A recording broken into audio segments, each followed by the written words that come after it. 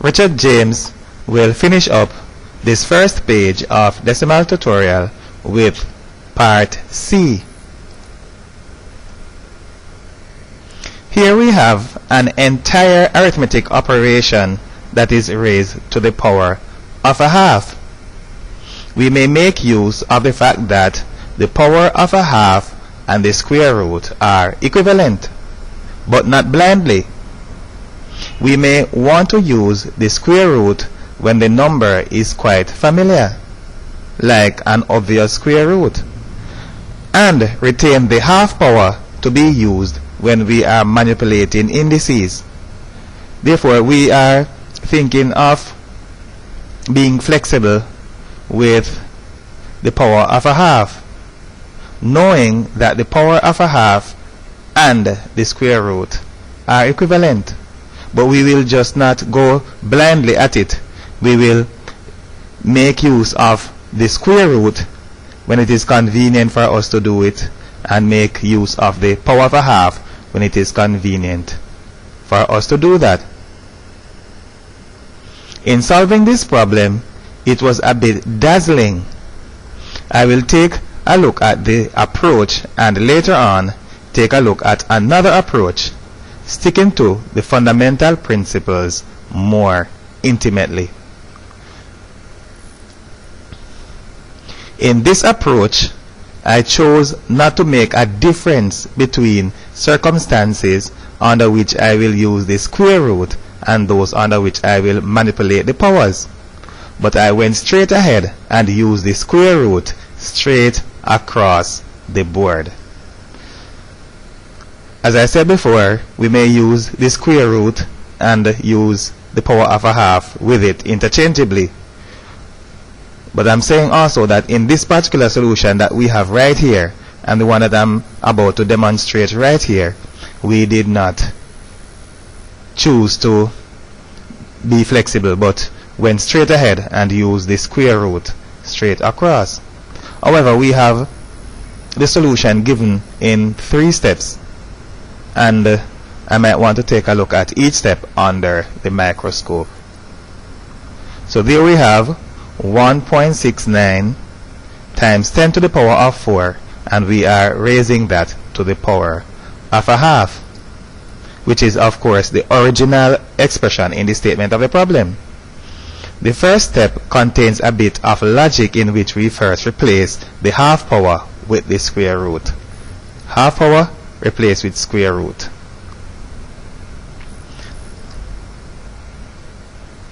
After that, we are making use of the fact that 10 to the power of 4 is 10 to the power of 2 multiplied by 10 to the power of 2.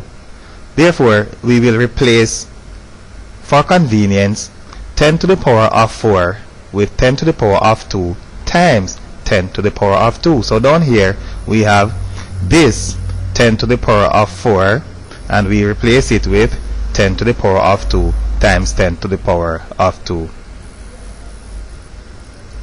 There we have it again, 10 to the power of 2 times 10 to the power of 2.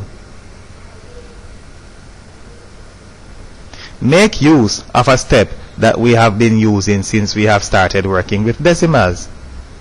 And what is that step? We will use 10 to the power of 2 as 100. They are equal. So 10 to the power of 2 is 100. We are equating those, and we are doing that in order to increase 1.63 by 2 places of decimals, and the other one will remain. So we will take this one to increase this by 2 places of decimal, and we will cause this one to remain. Therefore, what do you imagine that we'll have? 169, and then multiply by 10 to the power of 2, because we are using this one to increase this by 2 places of decimal. What is next? We will make use of the fact that the square root of a product is equal to the product of the square root.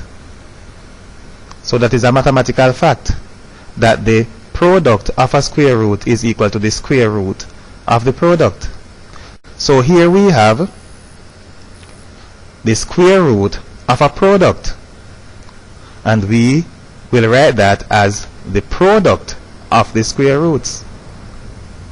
We know that the square root of 169 is 13, and the square root of 100 is 10.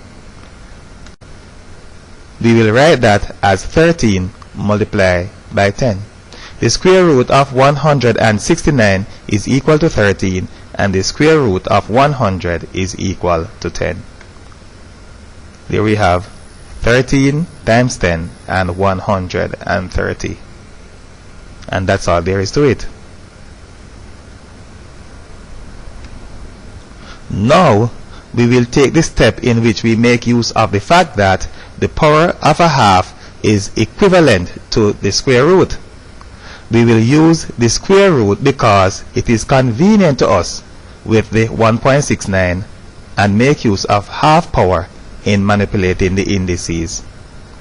So we are taking the one that we suggested earlier on, writing this, making use of the fact that the square root and the half power are the same. So we are taking the square root because we have all raised to the power of a half. So we are using the square root conveniently with the 1.69, and we retain the half power to be used in manipulating the indices here. 1.69 looks like 169, and of course they are related. And 169 is actually the square of 13.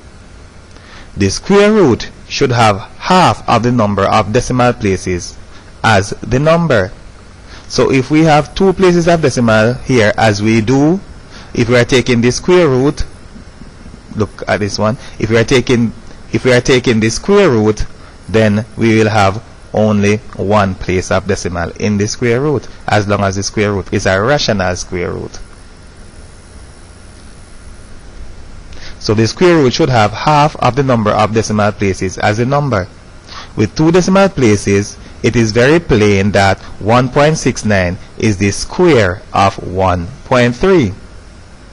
And on the other hand, here we are making use of the fact that when we have a power raised to another power, we multiply the indices, and we say 4 times a half of 4 is equal to 2. So we have a power raised to another power, we multiply the indices, 4 multiplied by a half is equal to 2. Therefore we have here 1.3, and for the result here we have 10 to the power of 2. We multiply those, we get 130, increasing this one by 2 places of decimal.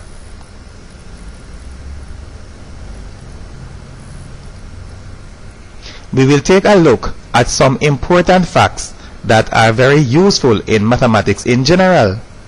The first one is that the square root of a product is equal to the product of the square root. Like that. If we are taking the square root of all of a times b, that is equal to the square root of a multiplied by the square root of b, and that is a universal fact. For this relationship, we may use the square root of the product of 4 and 25. There we have the square root of the product of 4 and 25, and we are saying that it is equal to the square root of 4 times the square root of 25.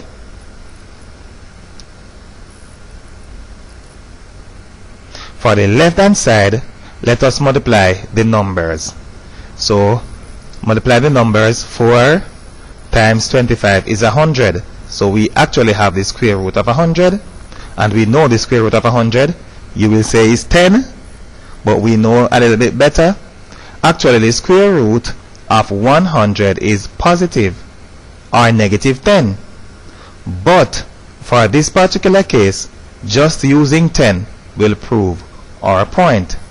So we know that when square root occurs, it occurs in pairs. a positive square root and a negative 1. Because if we square a negative 10, we will have negative multiplied by negative, and the result is positive. We will get a positive 100. And if we square 10, we will get 100. So the square root has two values, a positive 1 and a negative 1. So the left hand side turns out to be 10. What about the right hand side now? For the right hand side, let us find the square root first. Therefore, we will find the square root of 4, and that is 2, and the square root of 25, and that we'll write as 5. Then 2 times 5 is equal to 10. Very nice. For addition, the relationship does not hold. Therefore, the square root of all of a plus b is not equal to the square root of a plus the square root of b. And we will take a look at that for a particular case. So consider a particular case.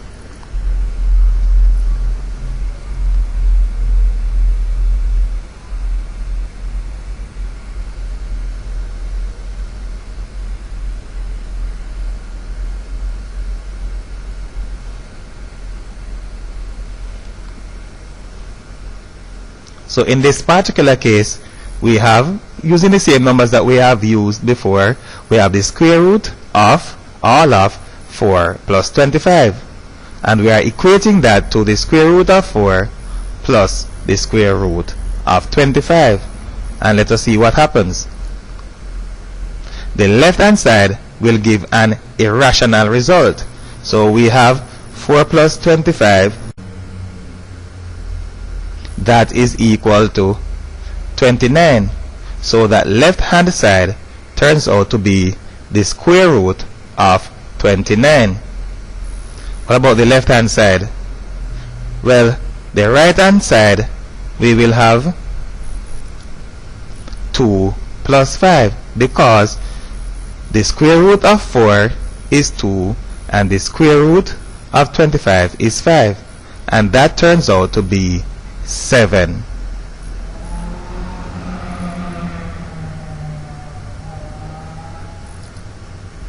Mathematicians know that a principle may not be proven with an infinite number of particular examples.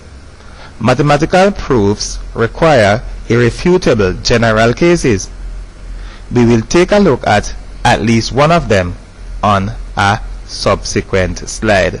Therefore, we will attempt to prove our assertion that this is not equal to this by making use of a general case, and we will begin on the next slide.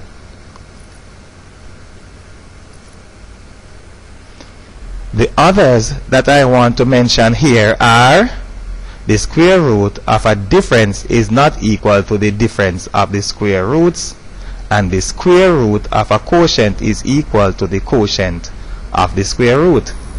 So we are saying that if we take the square root of all of a difference between two numbers, it is not equal to the difference between the two square roots.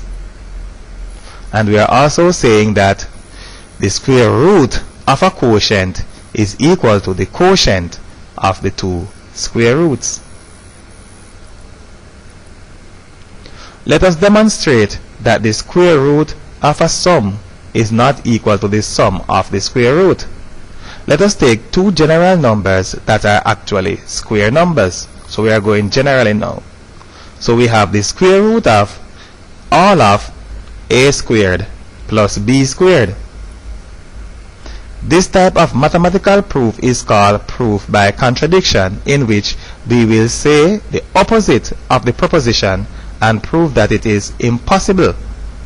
Let us therefore say that they are equal. Now, we have for the proposition that they are not equal. Therefore, we will say that they are equal and prove that we are wrong. And that is what we call a proof by contradiction. And that is what we call a proof by contradiction. We have an assertion, say that the opposite of it is true, and when we prove that the opposite is not true, then we would have proven that the assertion is actually true. So let us go straight ahead with our proof by contradiction. So let us say that they are equal. So we are saying that this is our assertion that they are not equal. What we do is say that they are equal and show that we are wrong. So we have a squared plus b squared. The square root of all of that we are saying is equal to the square root of a squared plus the square root of b squared.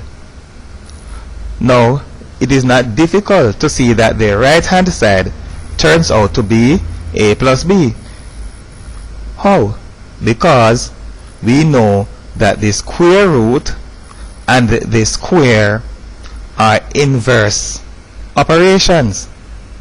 Therefore, they will have cancelling effects on each other. Therefore, we are sure that the result that we have for this one is A, and also those inverse operations will have a cancelling effect on each other here, and we will have B also. If this is true, then when we square A plus B, we should get A squared plus B squared. So if this is true, that this is equal to this, we are sure that this is equal to this. Therefore, this should be equal to this. So if the assertion is true, then not only that the square root of a squared plus b squared is equal to the square root of a squared plus the square root of b squared, but the square root of all of a squared plus b squared should be equal to a plus b. So we are saying that if it is true, then when we square a plus b, we should get a squared plus b squared. On the next slide, we will take a look at what we get when we square a plus b. Remember that when we square a number or expression, we are multiplying it by itself, or we are multiplying two occurrences of that number or expression together. So if we have a plus b all squared, that is equal to a plus b multiplied by all of a plus b. Two occurrences of a plus b multiplying together.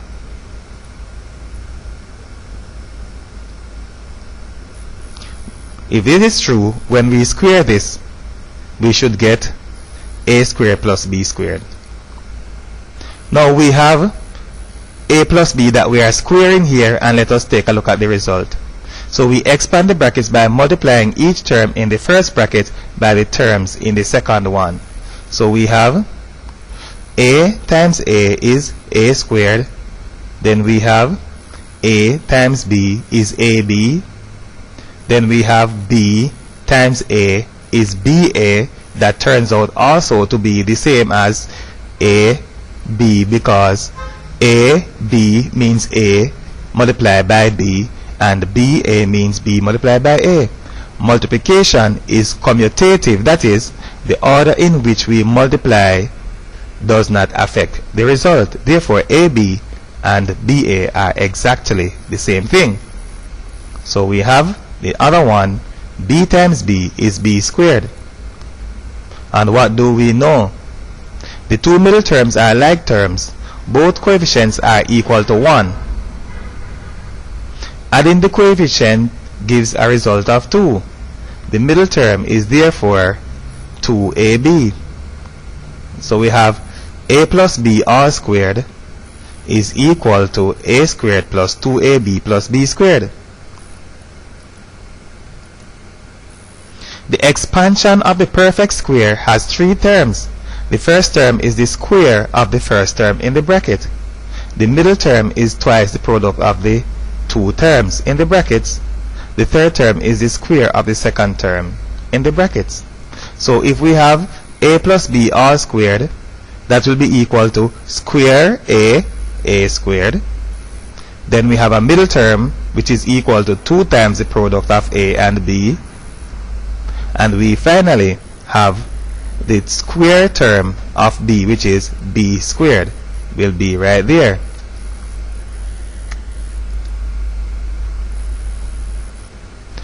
So we have already proven that a plus b all squared is not equal to a squared plus b squared, which would have been the case if what we have on the other slide is true. What we have on the other slide, let's go to the other slide. So if this is true, the square root of this is equal to a plus b, then when we square a plus b, we should get a squared plus b squared. But we did not. So this already proves that a plus b all squared is not equal to a squared plus b squared, and our assertion is not true. A squared plus b squared would have been equal to a squared plus b squared if the assertion were true.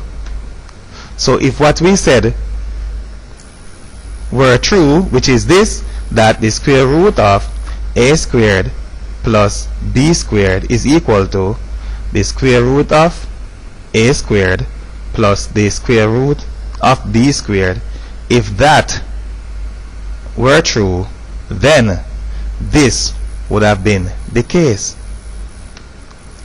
The left hand side remaining as it is, the right hand side would have turned out to be a plus b. So leave this one as it is. As we see, this one would be the square root of a squared, the square root of b squared, and that gives a plus b. Since in each case square root and square are inverses of each other and would have had a cancelling effect on each other. That is why we have a plus b right here, as we said before, that the square and the square root are inverse operations and will have a cancelling effect on each other. Therefore, this will turn out to be a plus b. Look at this now. Now, when we square both sides, on the left hand side, the square and square root will have a cancelling effect on each other and just square the right hand side. So when we square both sides, what do we get? If we square this side, all of it, then the square root and the square will have a cancelling effect on each other, leaving us with just a squared plus b squared. And what do we know for the right hand side? For the right hand side, we know that a plus b all squared is not equal to a squared plus b squared, because we have it here. A plus b all squared is equal to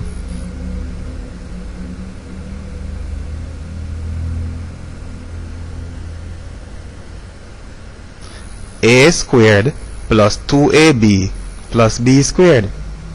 So we are sure that since this is not equal to this, then this is not equal to this, and this also is not equal to this. Therefore, our assertion is not true. We know that the result is not true because the perfect square has a middle term. So we know that this is not equal to this because the perfect square, which is this one, same as this one, has a middle term. So they are not equal, and this is not true. Therefore, we have contradicted this assertion, and therefore we have validated the previous assertion that the square root of a squared plus b squared is not equal to the square root of a squared plus the square root of b squared.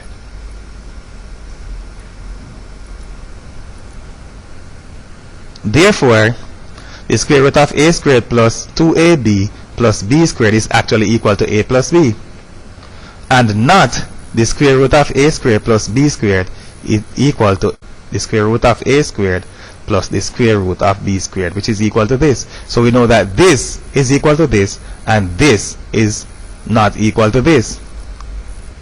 If we find the square root of a number, when we square that number, we should return to the original number. So if we have a number, we find the square root of the number. When we square that square root again, we should return to the original number. The square root of a squared plus b squared is not a plus b, because when we square a plus b, we do not get a squared plus b squared. As a matter of fact, when we square a plus b, we get a middle term that is equal to 2ab.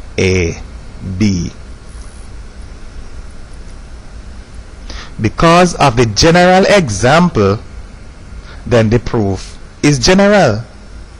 Therefore, it holds true irrespective of the value of the number. Surely, there may be exceptions for which particular values might prove true for the square root of a squared plus b squared, which is equal to a plus b. So we may have numbers that we can put into this expression and get it to be true, but that does not mean that the assertion is true. For it to be true, it has to be true for every single case. So exceptions do not work, I would say, very positively in the favor of proofs.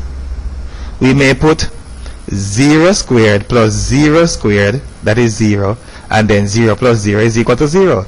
So we may say that, we can say that, for as a matter of fact, when a and b are equal to 0, that the result is true. And we say, put that here, 1 square plus 1 square is 2, and 1 plus 1 is equal to 2. Then you say 2 squared plus 2 squared, 4 plus 4 is equal to 8. Right. But when we put 2 here and 2 here, we get 4, and we will not get 4 to be the square root of 8. Therefore, it is just for 1 and 0. As soon as the number is different from those numbers, then we start to make a meal of the entire thing. However, when one makes mathematical assertions, they have to be true in every single case.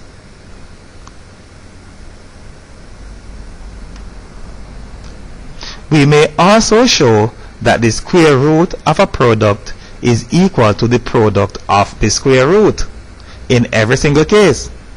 Let us make use of our previous two terms, a squared and b squared. So there we have the square root of all of a squared multiplied by b squared. And we have on the right hand side the square root of a squared multiplied by the square root of b squared. The square root of a number is that number that we multiply by itself to give the original number, and we will consider the left hand side in expanded form. So let us write the left hand side in expanded form. So we write a squared is a times a, and b squared is b times b.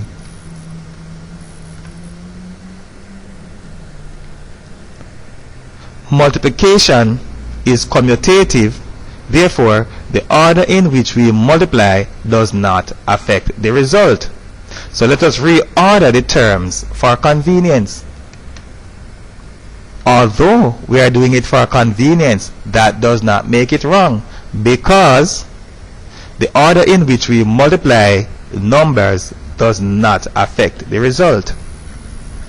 So we may put the A and B around a bit, and that's what we have done. Now we have taken one, A multiplied by B, and then we have another one, A times B. A times B is being multiplied by itself. Therefore, the square root will be one occurrence of A plus B. As a matter of fact, look at this. What we have here is A multiplied by B being multiplied by itself. That turns out to be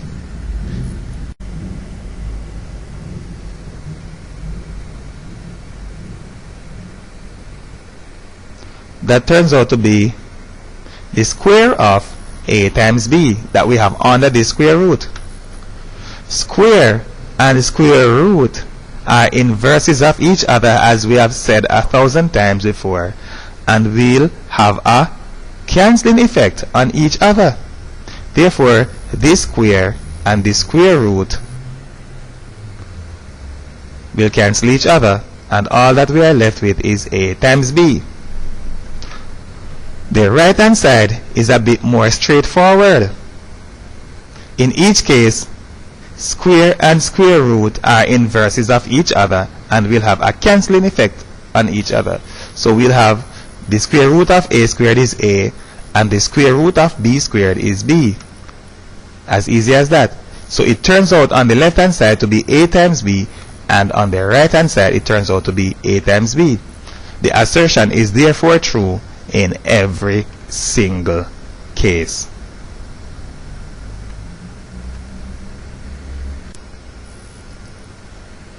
What about the square root of a difference and the difference of the square roots?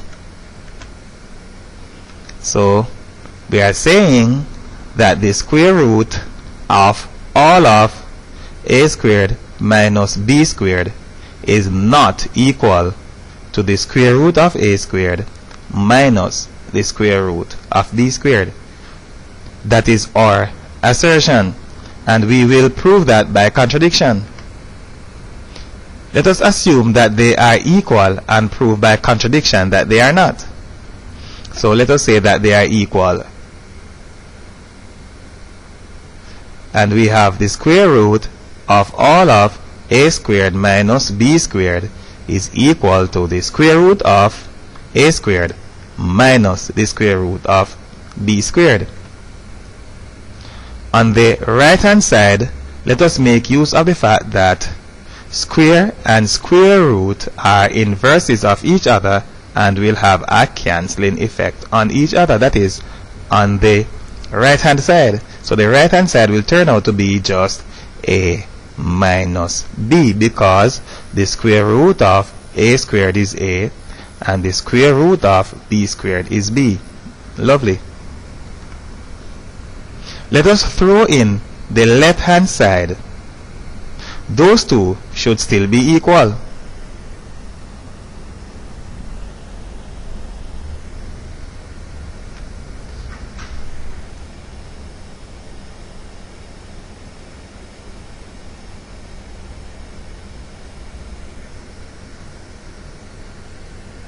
So we have whatever we have on that left hand side is equal to whatever we have on that right hand side, because both of them should be equal.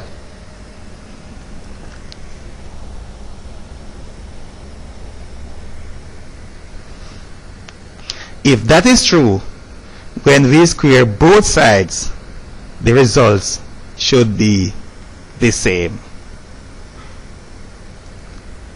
So if it is true that the square root of all of A squared minus B squared is equal to A minus B, when we square this and when we square this, then the two results should be equal. Why? Because this we know for sure is equal to this. And if this is equal to this being equal to this, then these two should be equal. Therefore, if we square these two, the results should be the same. So let us see what happens when we square both of them.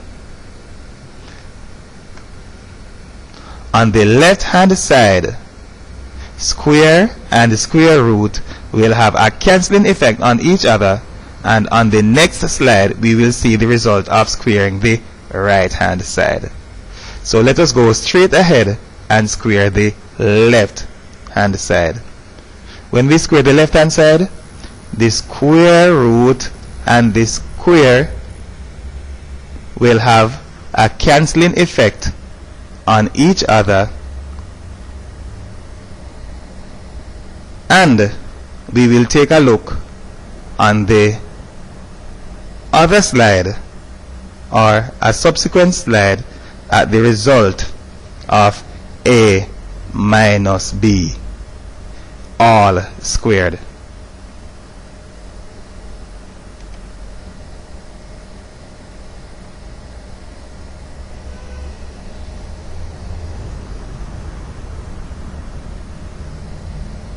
So there we have a minus b all squared.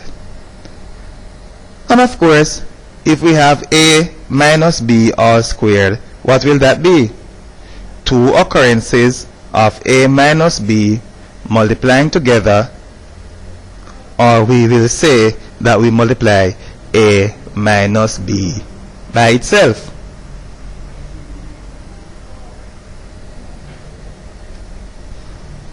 And we will go straight ahead doing our term by term, something analogous to what we have done on a previous slide when we were finding the square of a plus b.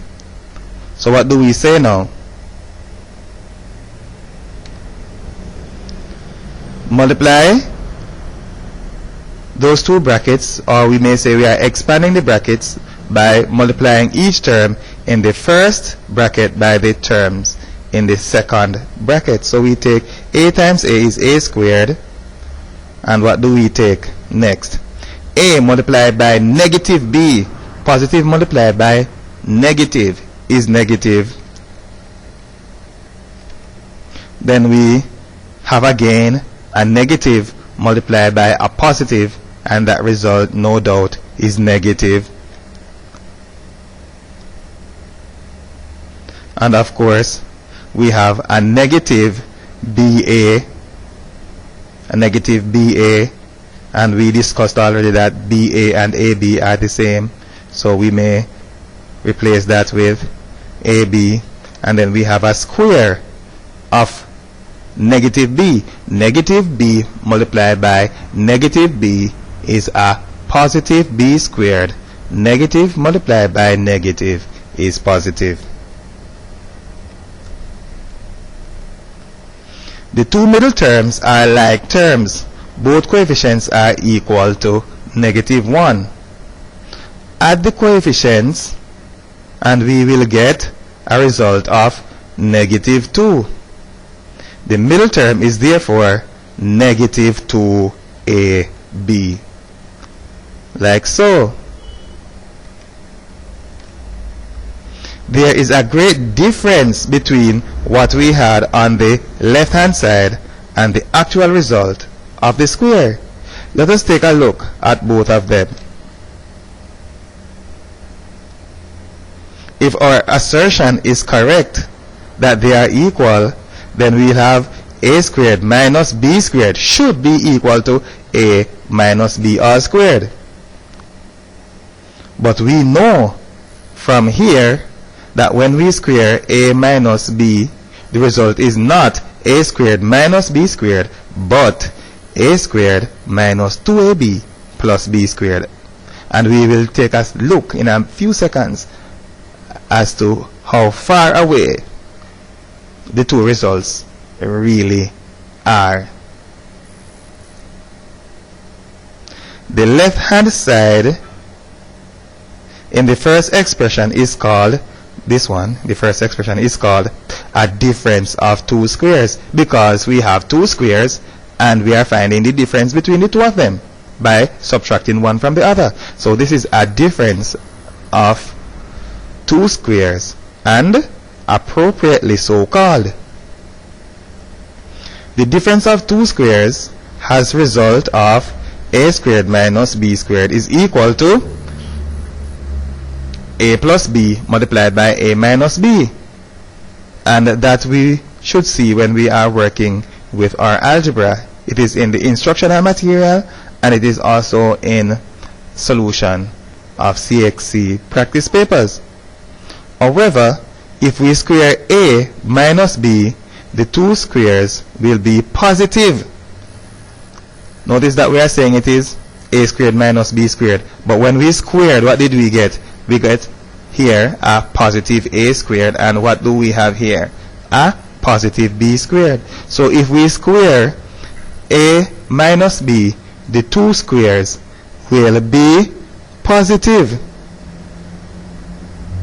and we will have an additional middle term that is twice the product of a and negative b. So we have negative 2ab. That is how vastly different a minus b all squared is from a squared minus b squared. That is how vastly different they are. This one has a negative b squared, this one has a positive b squared. This one has no middle term, but this one does. So we are sure that our assertion cannot be true. Therefore, the converse is true. The square root of a squared minus b squared is not equal to the square root of a squared minus the square root of b squared. The two expressions are therefore not equal, and we have no choice but to retain our original claim that the square root of all of a squared minus b squared is not equal to the square root of a squared minus the square root of b squared. Because if that were true, when we squared a minus b, we should have gotten a squared minus b squared, which is not the case. There is only one left to be proven. Take the opportunity to try your hand at it. So you may go straight ahead. Maybe you want to use a particular example, then you want to use a general example to prove that the square root of all of a over b is equal to the square root of a over the square root of b. And maybe, to be on the safe side, for easy manipulation, you'd want to use the squares. So you may want to use the square root of a squared over b squared is equal to the square root of a squared over the square root of b squared. Let us take a look at the result that gives a squared minus b squared. We demonstrated that when we square a minus b, we did not get a squared minus b squared. But there's a result that will give you a squared minus b squared. And what is that result that will give you a squared minus b squared? Expand the brackets by multiplying each term in the first bracket by the term in the second bracket. As usual, so we have a squared, and we imagine that we should have what there? A multiplied by a negative b, and that gives a negative ab. But not like before, what do we have? A positive b multiplying by a positive b gives a result of positive ab or ba. Both of them are the same, and we will interchange them. And finally, we have b multiplied by negative b. Positive multiplied by negative is negative. The result is a negative b squared. The two middle terms are like terms. One has coefficient of a -1 and the other has a coefficient of a +1. These terms, I'm saying, the number that you would assume that is preceding the AB is a -1 in this case, and the one that you imagine that precedes AB in this case is a +1. One is negative, one is positive. Those are the coefficients of the like terms. When we add them, the result is 0. There will therefore be no middle term. So a squared minus b squared. The term difference of two squares is self-explanatory. It has two squares, one subtracted from the other. The assertion could only be true if a minus b all squared is equal to a squared minus b squared. We have proven that that is not the case. We further demonstrated that a squared minus b squared is derived from a totally different expression, one that is not a square. We will move merrily back to our problem solving.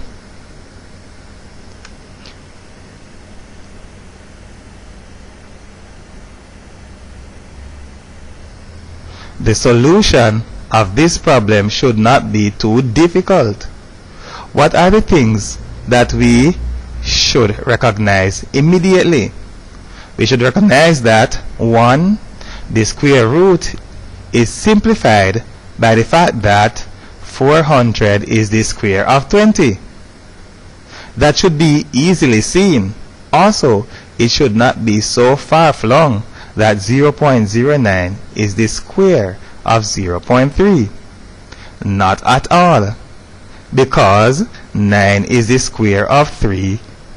And remember that in a decimal fraction, the square has twice as many decimal places as the square root for rational square roots.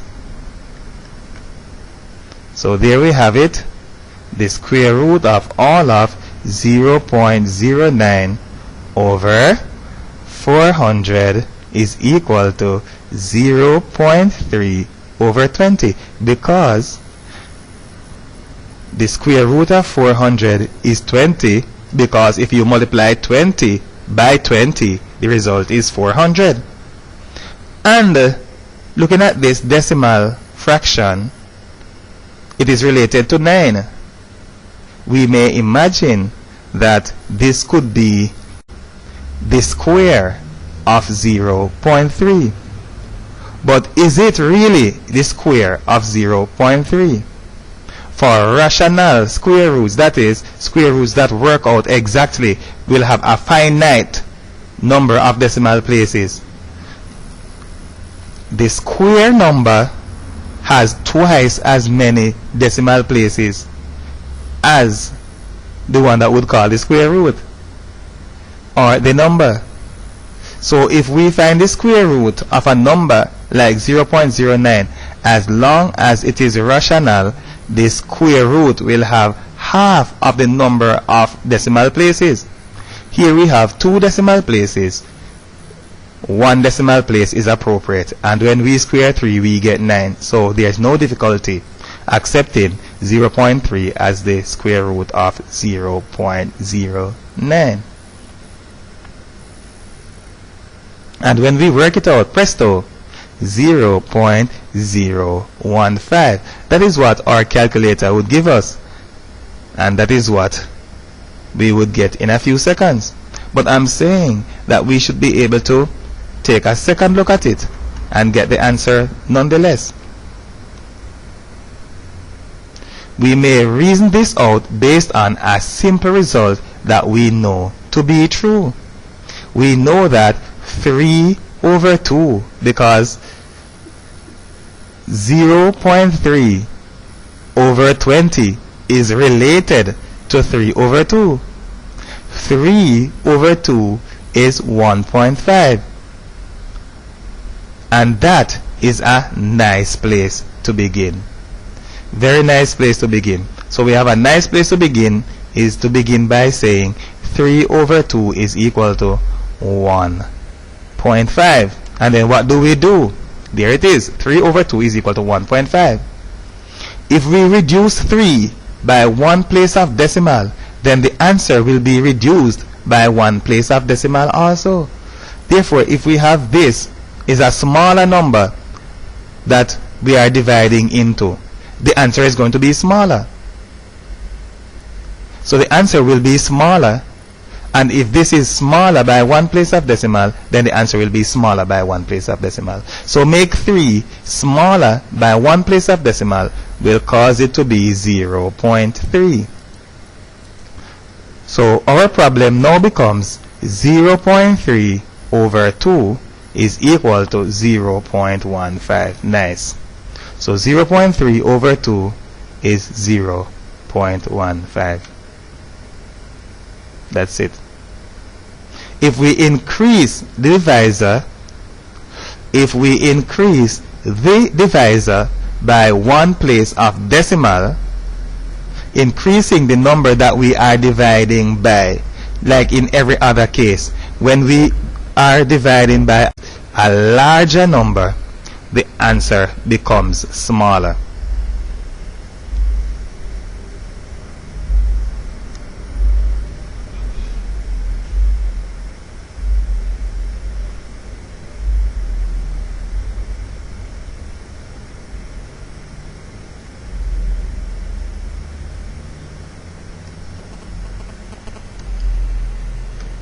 So we are dividing now by a larger number, so the answer will be smaller. So if we increase the divisor by 1 place of decimal, then that will also act in a way to reduce the quotient by 1 place of decimal. So whereas we have 0.15, now we have 0.015, and that is all there is to it. So we could have done that in our minds by saying 3 over 2 is 1.5. Go down to 0.3, 0.15. Increase the divisor by 1 place of decimal, and we will go smaller still, 0.015. So we did not need a calculator to breeze through that one. For this problem, we need to demonstrate the understanding of a few things, including 1. Operations that are enclosed in brackets should be carried out when, first, and 2, multiplying by 10 to the power of 3 is the same as increasing the multiplicand by 3 places of decimal. And that we will do right here, bearing in mind that we only have 1 place of decimal here, therefore we need to throw in another 2. So go up 3 places of 1, 2, 3 places of decimal. Alright, we did not have 3, we only had 1, so increase by 2, we need to increase or to include another 2. 1.9 only has 1 place of decimal. We therefore needed to include another 2 to complete the trio. Next, we will divide the result by 0.7. Dividing by 7, well, we are not saying that we are actually dividing by 7, but to use 7 as a factor. Dividing by 7 only gives a finite decimal if the dividend is a multiple of 7. So dividing by 7 only gives a finite decimal if the dividend is a multiple of 7. We may therefore go to the calculator for assistance, although we do not have to, but it does not prove any point working this out without its use if we have it at hand. The division may be completed without the use of a calculator for sure, but there is no point to prove without using the calculator, especially with the infinite decimal. So let us divide that by 0.7 by using our calculator, and that is the result. What do we do next? Because we need to divide by 0.7 and then square. So we need to square this result. We will finish up by squaring the result, and again there is no point to prove squaring that result without the use of a calculator if we have one at our disposal.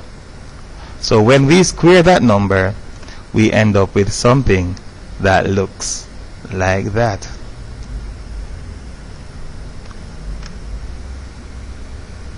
Here we are required to write the answer obtained on the previous slide in standard form.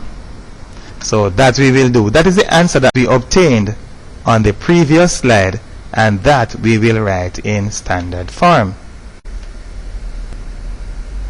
When writing a number in standard form, the number is written so that there is only one non-zero digit in front of or to the left of the decimal point. So there we have our number, and we are attempting to write that in standard form. The standard form requires that there is only one non-zero digit to the left of the decimal point. Therefore, this decimal point in the result will be at this location.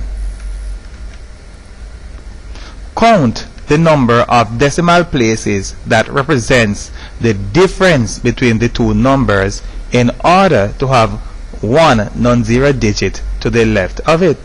Therefore, we are just writing in standard form. In the end, we will have to make an adjustment. The adjustment that we have to make will be heavily dependent on the number of decimal places by which this one differs from the other one. Therefore, it is important for us to know the number of decimal places by which this one will differ from the other. So right there is where we begin. No movement. 0, 1, 2, 3, 4, 5, 6. There is a reduction of the original number by 6 places of decimal. So what we have here is one non-zero digit to the left of the decimal point, and it represents a reduction in the original number by 6 places of decimal. Therefore, we have to recover the value, the original value, by increasing this again by 6 places of decimal. We need to recover the original value of the number by multiplying by 10 to the power of 6. So we reduce this by 6 places of decimal, which is dividing by 10 to the power of 6. Therefore, this that we have here has to be written with 10 to the power of 6 being multiplied to it in order that the original value may be recovered. There we have it.